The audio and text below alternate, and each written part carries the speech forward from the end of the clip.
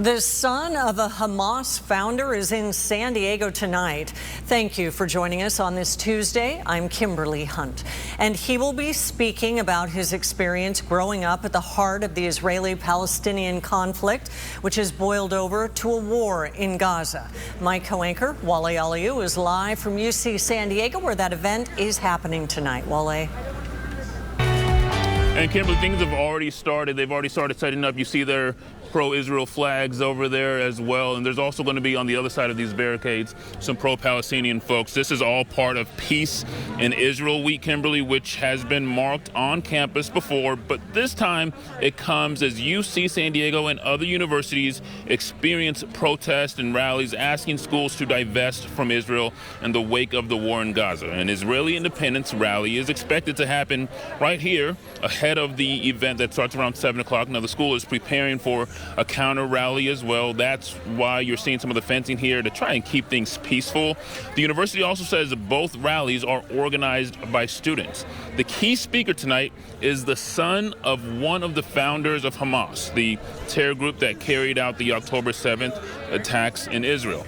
Mosab Hassan Yousef is also known as the Green Prince.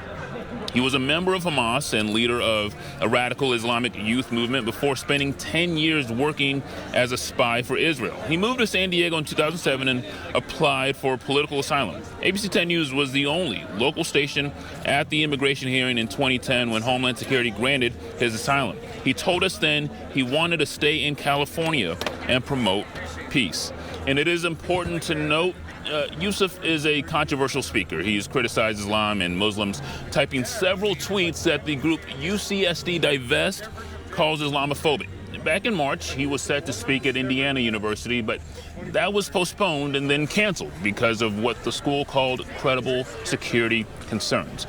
We did reach out to Yousef for an interview. He declined. Again, the Israeli Independence Day rally is starting around 5:30. We will, of course, stay abreast of what's happening and continue to show you what things look like. I can tell you from a school standpoint, I asked them if there was going to be any extra security or anything like that. They said they shouldn't need it. They don't plan to need it. There will be more security than maybe they've seen in previous years, but compared to some of the rallies they've seen this year, not so much. But we will continue to stay on top of this and bring you any updates as they come available. Back to you in the studio, Kimberly. And thank you for that live update from UCSD, Wale.